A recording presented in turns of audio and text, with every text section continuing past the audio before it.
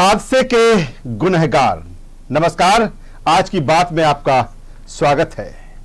बसंत पंचमी के दिन सीधी जिले के शारदा पटना गांव में बसंत सफेद हुआ। बस हादसे में जिस तरह अब तक 50 लोगों की जान जा चुकी है, 2 से 3 लोग अभी भी लापता हैं, 7 लोगों को बचाया गया है। दिल को दहला देने वाली घटना, हृदय वितारक घटना। और जिस तरह से बसंत पंचमी के दिन पूरा प्रदेश, क्या पूरा देश गमगीन हो गया। और यही कारण है कि इस घटना पर मध्य प्रदेश के मुख्यमंत्री सहित पीएम नरेंद्र मोदी, तमाम सारे नेता, चाहे वो सत्ता दल के हों चाहे विपक्ष के हों, लेकिन हर हादसा कहीं ना कहीं तमाम सारे सवाल खड़े करके जाता है। और शारदा पटना गांव का ये हादसा भी कई सारे सवाल एक बार फिर खड़े कर गया है। आखिर हादसे का गुनहगार कौन है? कौन है इस हादसे के गुनहगार? क्योंकि जिस तरह से हादसा हुआ है वो हादसा लापरवाही, नासमझी और कहीं ना कहीं कैसे तेजी के साथ एक स्थान से दूसरे स्थान पहुंचा जाए, ये तमाम सारी चीजें इसमें थी। बस अनियंत्रित होकर नहर में जा गिरी। बस ड्राइवर तैर कर बस से बाहर हो गया और तमाम लोगों की जिंदगी मौत के हवाले कर गया। बस 32 सीटर थी, लेकिन 60 लोगों को उसमें ठूसा गया। इसके साथ ही सतना पहुंचने के लिए छुहिया घाटी का रास्ता लेना था, जबकि यह रूट दूसरा था। रूट को बदला गया। ड्राइवर ने नहर वाला रास्ता ले लिया और नहर वाला रास्ता बहुत सकरा था और यहां से बस का आसानी से निकलना मुमकिन ही नहीं था। तो तमाम सारी चीजें हैं जिनको हम स्क्रीन के जरिए आपको बता रहे हैं स्क्रीन पर कि आखिर हादसे के कारण क्या रहे, क्या वजह बनी हादसों की। ये तमाम सारी चीजें हैं, इस पर हम बातचीत करेंगे, चर्चा करेंगे। हालांकि मुख्यमंत्री शिवराज सिंह चौहान ने इस पर गहरा दुख व्यक्त करने के साथ ही मृतक परिवारों को सहायता राशि भी मुहैया कराई है। वो स्वयं वहां पहुंच रहे हैं। तो कुल मिलाकर हर हादसा कोई ना कोई सबक देता है, लेकिन हम पिछले जो तमाम सारे हादसे हुए उससे सबक नहीं लेते। अगर सबक लिया जाता तो इस तरह के हादसों पर कहीं ना कहीं लगाम लगाया जा सकता है। लेकिन हर हादसे के बाद राजनीति देखने को मिलती है, सियासत देखने को मिलती है और कहा जाता है कि जांच की जाएगी। लेकिन हर जांच में क्या होता है ये सभी को पता है। आज हम इसी पर चर्चा करेंगे, बातचीत करेंगे पूरे पैनल के साथ कि आखिर यह हादसा कैसे हुआ है। हमारे साथ में है, चर्चा शुरू करें उससे पहले अपने मेहमानों से आपका परिचय कराना चाहूंगा, तारुफ कराना चाहूंगा। हमारे साथ में वरिष्ठ पत्रकार प्रकाश हिंदुस्तानी जी। प्रकाश जी, आपका स्वागत करता हूं। हमारे साथ में है राजपाल सिंह सिसोदिया साहब, बीजेपी के वरिष्ठ नेता प्रवक्ता। राजपाल जी, आपका स्वागत है। और ब्रजेश पांडे साहब हैं, युवा नेता कहें, प्रवक्ता कहें, वे बाकी से अपनी बात रखते हैं। ब्रजेश जी, आपका भी स्वागत करता हूं। सबसे पहले प्रकाश जी के पास में आता हूं। मामला गमगीन है, दुख से भर देने वाला है। जब से ये हादसे की खबर आई है, हर कोई, समाज का हर तबका इससे दुखी है। और ऐसे हादसे जिस तरह से होते हैं, जो उनकी वजह बनती हैं, उससे लगता है कि ये हादसे तो कहीं ना कहीं जानबूझकर इस तरह से जब आप कोई काम करते हैं तो उसके चलते होते हैं। आज इसी मुद्दे पर बात करेंगे। प्रकाश जी, मैं आपके पास में आता हूं, क्या कहेंगे इस सीधी हादसे को लेकर? 50 लोगों की जान अभी तक जा चुकी है, 7 लोगों को ही बचाया जा सका है, 2 से 3 लोगों की और तलाश की जा रही है। शारदा पटना गांव में जिस तरह से बसंत पंचमी का दिन यहां पर बसंत सफेद हो गया। राजेश जी, अभी आपने एक बात की, मैं उस बात में एक बात जोड़ना चाहता हूँ जी। आपने कहा कि हम हादसों से सबक सीखते हैं। बहुत दुर्भाग्य की बात है कि हम हादसों से कोई सबक नहीं सीखते। आप देखिए, एक छोटा बच्चा ट्यूबवेल में गिरता है, पूरा देश, पूरा मीडिया सतर्क हो जाता है, लेकिन उसके बाद हम कोई सबक नहीं सीखते। बरसों बाद हर महीने 2 महीने में कोई ना कोई खबर आती है कि बच्चा। प्रकाश जी, मेरा ये आशा, मेरी सुन लीजिए प्रकाश जी, मेरा आशा ये है, जो चीज मैंने कही है उसको, कि हर हादसों से कोई ना कोई सबक हमें लेना चाहिए। नहीं लेते हम, और अगर सबक लिया जाता तो इस तरह की चीजें नहीं होती। आगे आप बोलिए जी। हाँ, हमें सबक लेना चाहिए, लेकिन हम सबक नहीं सीखते जी। अब हम ड्राइवर को कह रहे हैं, लेकिन अकेला ड्राइवर तो दोषी है। ड्राइवर तो का दोष तो सबसे ज्यादा है ही जी। दोष हमारे परिवहन विभाग का भी है जी, जो देखता नहीं है। जिस विभाग को केवल एक क्या कहना चाहिए, दूध देने वाली गाय माना जाता हो, जिस विभाग में नियुक्तियां 2 तरह से होती हो, प्रीपेड और पोस्ट पेड, बड़े बड़े पदों पर, जिस विभाग में मंत्री बनने के लिए मंत्रियों में प्रतिस्पर्धा रहती है, उसका कारण भी सब जानते ही हैं।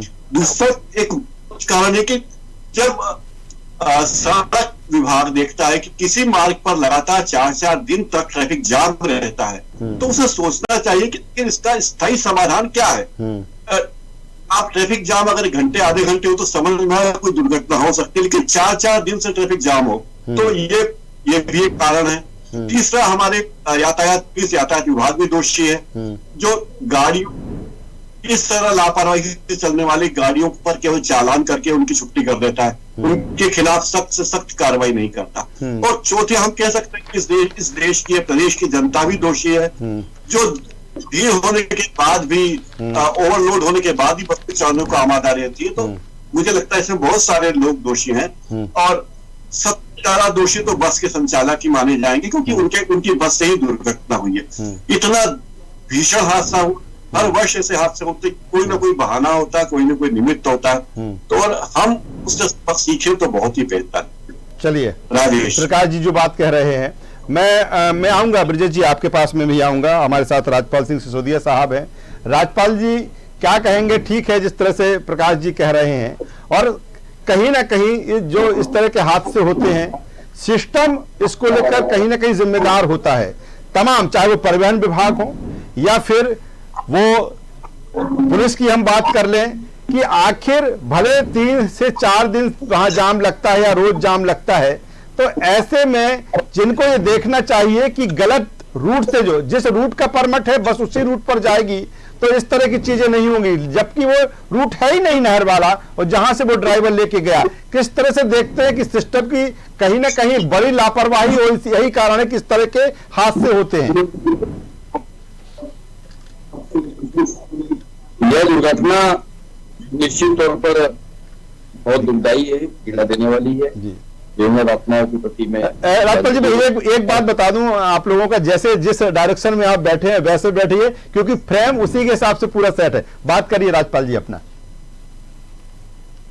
मैं आपको बताना चाह रहा था कि ये दुर्घटना जो है निश्चित ही दुखदायी है जी, दर्दनाक है, और मैं मृतात्माओं के प्रति श्रद्धांजलि व्यक्त करता हूँ।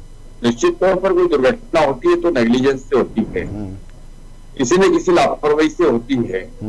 लापरवाही तय करने का काम जांच एजेंसी करेगी। हमारे यहाँ क्रिमिनल प्रोसीजर कोड है, उस कोड के तहत कार्रवाई होगी। एक प्रक्रिया है हमारे यहाँ, उस प्रक्रिया के तहत कार्रवाई होगी। निश्चित तौर पर को दंड मिलने का काम होगा। माननीय मुख्यमंत्री जी भी आज वहां पहुंचने का काम कर रहे हैं। घटना स्थल पर पहुंचने के साथ साथ वहां के लगातार जो है प्रयास, जो वहां पर राहत कार्य के जो चालू हुए, वे भी मैं समझता हूँ पूरी तेजी से होने का काम हुआ। क्या परिस्थितियां रही, कौन से रोड पर जाम लगा हुआ था, कौन से रोड का परमिट था, कौन सी सकरी सड़क से बस चली गई, ये सारे जांच के बिंदु है। निश्चित तौर पर आने वाले समय में वो सारे जांच का परिणाम सामने आएगा, दोषियों के खिलाफ कार्रवाई होने का। लेकिन राज्यपाल जी, सवाल तो बड़ा इसी बात को लेकर है कि हर हादसे के बाद कहा जाता है कि इसको लेकर जांच की जाएगी, जांच में आने के बाद ही देखेंगे कि कहां किस तरह की लापरवाही है। लेकिन आप देखिए कितनी जांच रिपोर्ट्स के परिणाम सामने आते हैं, हर हादसे के बाद यही कहा जाता है। इस हादसे के बाद किस तरह से माना जाए कि नहीं, जांच आएगी और जांच में जो लापरवाही है फिर इससे कोई न कोई सबक लिया जाएगा? मेरे मित्र, मैं आपसे पूछना चाहता हूं कि भारत में अगर दंड प्रक्रिया संहिता के पालन करते हुए कोई प्रक्रिया है जी, तो उसी का तो पालन करते हुए जांच होगी, उसी का तो पालन करते हुए दंड का निर्धारण। मैं समझता हूँ इसके अलावा तो हमारे यहाँ कोई प्रक्रिया है नहीं जी। जो प्रक्रिया चलन में है जी, जो संवैधानिक है जी, उसी के तहत कार्रवाई करने का काम सरकार करेगी जी। अब बस हादसा हुआ तो फिर नई प्रक्रिया तो लागू हो नहीं सकती जी, प्रक्रिया तो वही रहेगी। सर ये बताइए, जिम्मेदारी किसकी थी, ये जिम्मेदारी किसकी थी ये देखने के लिए कि गलत रूट से, जो रूट का परमिट है वहां से बस न जाके गलत रूट से वो रूट है ही नहीं है और वहां बस से ले जाई। मैंने वही बोला अभी थोड़ी देर पहले, ये जांच का एक प्रमुख बिंदु है जी कि आखिर उसका परमिट कहाँ का था, कौन सी रोड से गुजरने का था जी, और कौन सी सड़क पे वो जाती हुई पाई गई और कहाँ पे गिर गई जी। ये एक प्रमुख बिंदु है जांच का जी। और इसमें पूरे विषय को लेकर जो भी दंडित होंगे, जो दोषी पाए जाएंगे जी, ट्रैफिक अरेंजमेंट वाले भी हो सकते हैं, उस रोड को छोड़कर अगर वो वहां गए हैं तो परिवहन विभाग भी उस पर कार्रवाई करेगा, क्योंकि परिवहन विभाग जब परमिट जारी करता है तो निश्चित तौर पर बनाता है। एक सड़क का नाम होता है कि इस सड़क से होते हुए, इस गांव से होते हुए इस प्रकार से गुजरेगी। अगर वो उस परमिट, जो नियत परमिट है, उस परमिट में बताया हुआ मार्ग है, उस मार्ग के अलावा कहीं चलती हुई वो बस पाई गई है तो मैं समझता हूँ कि चलिए आता हूँ राज्यपाल जी, दोबारा आऊंगा आपके पास में। ब्रजेश पांडे साहब हमारे साथ में हैं। ब्रजेश जी क्या कहेंगे अगर आरोप प्रत्यारोप दलगत राजनीति से उठकर हम बात करें, क्योंकि आप कांग्रेस के प्रवक्ता हैं, लेकिन जिस तरह की घटना है, हृदय विदारक घटना है और कहीं ना कहीं हर व्यक्ति इससे आहत हुआ है, क्या कहेंगे इसको लेकर? देखिए राजेश जी, बड़े ही दुख भरे समय में, चूंकि विंध्य क्षेत्र में घटना हुई है और संयोग से मैं इस समय रीवा में था, मुझे कल वहां जैसे ही घटना के बारे में जानकारी हुई, सुंदरलाल तिवारी जी, कैलाशवासी सुंदरलाल तिवारी जो सांसद थे, विधायक थे, उनकी पुण्यतिथि का कार्यक्रम चल रहा था। उस कार्यक्रम को छोड़ करके मैं तत्काल अपने मित्रों के साथ घटनास्थल पे गया था। मैंने वहां का जब दृश्य देखा तो हमारा रोम रोम कपकपा रहा था। मुझे लग रहा था कि मध्य प्रदेश की सरकार ने लगातार, सिसोदिया जी अभी घड़ियाली आंसू बहा रहे थे, ये अभी मुझे अपराध दंड प्रक्रिया संहिता बता रहे थे, एविडेंस एक्ट की बात कर रहे थे, क्रिमिनल एक्ट की बात। सुनिए पहले, सुनिए आपके बीच न मैं आंसू बहा रहा हूँ और मैं घड़ियाली बहा रहा हूँ। विंध्य क्षेत्र के अंदर ये जो पहले घटना है लेकिन मैं आप इसमें नहीं बोला। चलिए राज्यपाल जी, ब्रजेश जी को बोलने दीजिए, फिर मैं आता हूँ आपके पास में। जी ब्रजेश जी बोलिए। कांग्रेस के बोले गलत है कि घड़ियाली आंसू, क्या मतलब होता है घड़ियाली आंसू? बिल्कुल बिल्कुल, दंड प्रक्रिया संहिता की बात कर रहे थे आप। इस बात को नहीं कह रहे थे कि प्रशासनिक लापरवाही है, आप इस बात को नहीं कह रहे थे, बल्कि हमारे पत्रकार मित्र ने कहा, बहुत अच्छी बात किया उन्होंने, आपने ये भी कहा कि आरटीओ की गलती है। आप इस बात को मानने को तैयार नहीं। दंड प्रक्रिया संहिता का काम तब शुरू होता है सिसोदिया जी, मैं क्रिमिनल लॉयर हूं, मध्य प्रदेश का टॉप क्रिमिनल लॉयर की गिनती होती है। आप इस तरह की बातें मत करिए। प्रशासनिक अधिकारी को दंड प्रक्रिया संहिता की धाराएं तब शुरू होती हैं जब घटनाएं कोर्ट में स्टड हो जाती हैं। अभी अनावश्यक बातें मत करिए, बात जो चल रही है। और राजेश जी ने जो सवाल किया उसका जवाब सुनिए पहले। आप बताइए, इस चित्र के 5 दशक में राजेश साहब, आप बड़ी बारीकी से जानते हैं इस बात। राज्यपाल जी मैं आता हूँ आपके पास में, ब्रजेश जी को बोलने दीजिए। चर्चा, मैं लगता हूँ चर्चा अगर अच्छे तरीके से चलेगी तो बेहतर है। शिवराज सिंह की सरकार के समय मध्य विंध्य क्षेत्र के अंदर 6 बड़े हादसे हुए और हमारे विंध्य क्षेत्र के 343 लोगों को काल के कूड़गाल में समाना पड़ा। उसके बाद भी यहाँ की परिवहन व्यवस्था, शहर की बेतरतीब सड़कें, शहर में हर जगह सड़कों में गड्ढे, रोज का रोज सड़कों का खुदना खुर्द बुर्द होना, ये क्या दर्शाता है? ये घनघोर प्रशासनिक लापरवाही दर्शाता है। आप टैक्स लेते हैं जनता से, आप किसके लिए टैक्स लेते हैं? कि हम रोड का निर्माण करेंगे। आप किसके लिए टैक्स लेते हैं? कि कि हम बहुत अच्छा इंफ्रास्ट्रक्चर बना करके देंगे, लेकिन जब एक तय नियम के तहत के बाद भी ये बस राष्ट्रीय राजमार्ग से होकर के जाएगी, आप उसको नहर के पास से बस को गुजारते हैं, जहां न बैरिकेड्स है राजेश जी, न किसी तरह का कोई संसाधन है, बस ड्राइवर स्पीड में गाड़ी निकालता है। चार थाने होके गुजरते हैं सिसोदिया जी, वो बस 4 थाने होके गुजरी है। किसी पुलिस चौकी वाले ने उस बस से पूछा कि क्या तुम्हारा रूट जाने का ये है? किसी ने नहीं पूछा। 37 सीटर गाड़ी में आपने बिठा दिया 62 लोगों को। ये कहा कि तुकबंदी है और आप कह रहे हैं अभी अपराध प्रक्रिया संहिता। अरे दंड प्रक्रिया संहिता का काम बिल्कुल नहीं होता, इसमें प्रशासनिक अक्षमता है, दोषी अधिकारी है और शिवराज सिंह सरकार का प्रशासनिक अधिकारियों पर नकेल न लगाना है। विंध्य क्षेत्र के वो अभी गणतंत्र दिवस में आए थे, मैंने उनसे पूछा था इस बात को। हमने कहा कि जिस तरह की स्थिति मध्य प्रदेश के विंध्य क्षेत्र में है, आप लोग तो हेलीकॉप्टर से आते हैं, हवाई जहाज से आते हैं, लेकिन जरा बताइए कभी सड़क मार्ग से गुजरते हैं? यहाँ आप 2 किलोमीटर सीधा नहीं चल सकते हैं। राष्ट्र नायक कुंवर अर्जुन सिंह जी ने सीधी के लिए जो काम किया था मुख्यमंत्री बनने के बाद। चलिए आता हूँ ब्रजेश जी, आपके पास दोबारा आता हूँ। प्रकाश जी हमारे साथ में है, इसी बात को आगे बढ़ाता हूँ। बहुत दुर्भाग्य की बात है। मिलाकर कोशिश यही है ब्रजेश जी, चाहे राजपाल जी की से बात कर रहा हूं या फिर मैं आपसे बात कर रहा हूं, लेकिन कहीं ना कहीं जब इस तरह के हादसे होते हैं सबक जरूर लेना चाहिए और पूरी जिम्मेदारी के साथ लेना चाहिए, लेकिन ऐसा होता नहीं है। और यही कारण है कि इस तरह के जब हादसे होते हैं तो हृदय बिल्कुल दहल जाता है। प्रकाश जी के पास में आता हूं। प्रकाश जी, जिस तरह की ब्रजेश जी ने कहा और राजपाल जी कह रहे थे दंड संहिता की कि इसकी जांच की जाएगी, जो भी दोषी होंगे उनके खिलाफ कार्रवाई होगी। दोषी किन के खिलाफ होगी? वो ड्राइवर जो बस का ड्राइवर था या फिर जिस एजेंसी की वो बस थी। लेकिन बात यहाँ सिस्टम को लेकर हो रही है और जिस तरह से ब्रजेश जी ने भी कहा है कि वो बस 4 थानों से होकर गुजरी, 32 सीटर बस वो पास थी, 60 लोग उसमें ठूसे गए थे। तो कहीं ना कहीं सारे जो जितने भी थाने हैं जहां से वो बस गुजरी है, सही सबकी कोई ना कोई हिस्सेदारी उसमें है और यही कारण है कि इस तरह के हादसे होते हैं। राजेश जी, जो सारा प्रकरण है वो किसी घटना को लेकर नहीं है। ये अच्छी बात है कि हमारे मुख्यमंत्री दुर्घटना स्थल पर जा रहे हैं, पीड़ित परिवारों से मिल रहे हैं, उनकी संवेदनशीलता है, अच्छी बात है। लेकिन मूल मुद्दा है कि दुर्घटना में दूर लगा है, मतलब बुरी घटना। जी। आखिर ये बुरी घटना क्यों हुई जी, इसके कारणों पर जाना चाहिए और भविष्य में ऐसी दुर्घटनाएं ना हो इसकी कोशिश करनी चाहिए। कानून तो हर जगह अपना काम करेगा। विमान दुर्घटना होती, कानून अपना काम करता है। रेल दुर्घटना होती है, जांच होती है, कानून काम करता है। तो ये कोई कानूनी प्रक्रिया नहीं, लोगों की जान का मामला है और कई जाने गई है, 50-51 जाने गई है, उन जानों का मामला है। ये कोई कानूनी मुद्दा नहीं, इंसान की जान का मामला है, बहुत गंभीर मुद्दा है। और यहाँ हम केवल ये कह के छुटकारा नहीं पा सकते कि कानून जांच करेगा, दोषी को सजा देंगे। सवाल ये कि भविष्य में ऐसी दुर्घटनाएं ना हो।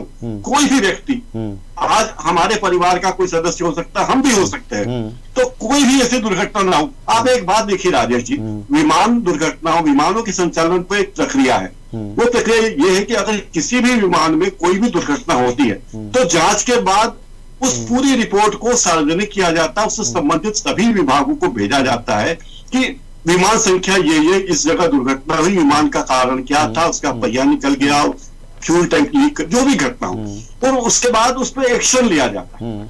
सड़क दुर्घटनाओं के मामले में, दूसरी दुर्घटनाओं के मामले में इसी तरह की कार्रवाई होनी चाहिए कि अगर एक भी दुर्घटना होती, बहुत दुखद है, हमें कोशिश करनी चाहिए कि भविष्य में ऐसी कोई भी दुर्घटना कहीं भी ना हो, मध्य प्रदेश के किसी भी राज्य में ना हो। सभी हमारे लोग हैं, इंसान की जान बहुत कीमती है। राजेश जी, यही कहना जी। चलिए राजपाल जी, क्या कहेंगे? कहीं ना कहीं पूरा सिस्टम इसके लिए दोषी होता है। सिर्फ एक, हम वही बात मैं आपसे कहूंगा कि ड्राइवर पर इसकी जिम्मेदारी डाल दें या उस जिनकी कंपनी की बस है उस पर डाल दें, नीचे से लेकर ऊपर तक। और ब्रजेश जी ने मुझे लगता है बिल्कुल सही बात ये कही है राजपाल जी, और पर आप का तमाम बातों को लेकर विरोध हो सकता है, लेकिन जिस तरह से उन्होंने बात कही कि 4 थानों से होकर वो गुजरी, तो कहीं ना कहीं सबकी जिम्मेदारी बनती है।